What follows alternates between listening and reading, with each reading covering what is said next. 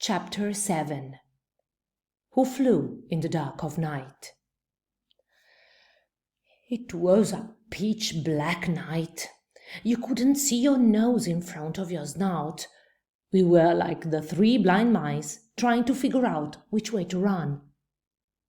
A sudden flash of lightning filled the black sky. "That's it!" shouted Benjamin. "That's the castle over there!" I caught a glimpse of the castle's point towers. "What a perfect picture!" cried Thea happily, pulling out her camera. Just then, we heard a noise. A very odd-looking steam-powered car rattled toward us. The mouse at the wheel appeared to have a hunched back. He was dressed all in black, with a dark hood pulled over his head. The strange rodent was humming an even stranger song. "Who crossed the sky in the dark of night? Oh, what terror! Oh, what fright! Who crossed the sky on the wings of a bat? Discover the secret, ask a wise rat. Who crossed the sky in the dark of night? Oh, what sheer terror! Oh, what sheer fright!" A large copper boiler was attached to the front of the funny-looking car. Pipes of all shapes and sizes stuck out of it. Every now and then the driver would pull a chain and smoke would shoot out of the largest pipe. The driver would cough and choke.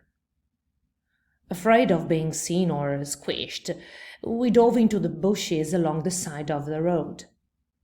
The mouse drove by, coughing and hacking away. He reminded me of my great-uncle Scratchy before he gave up smoking. We continued on toward the castle. But half an hour later, we spotted another strange creature.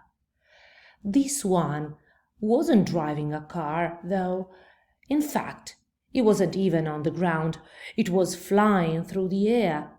It was black and looked sort of like a gigantic bat. No, not the kind of bat you'd use to hit a home run out at Ratball Field. I'm talking about the furry, black, squeaking sort of bat. The kind that comes out at night and sleeps hanging upside down. The strange creature seemed to have come from the castle. It flew over our heads and headed off toward the village. "What was that?" stuttered Benjamin as the creature disappeared into the clouds. "Beats me," said my sister. "But whatever it was, I hope it smiled." She patted her camera. "I just took its picture."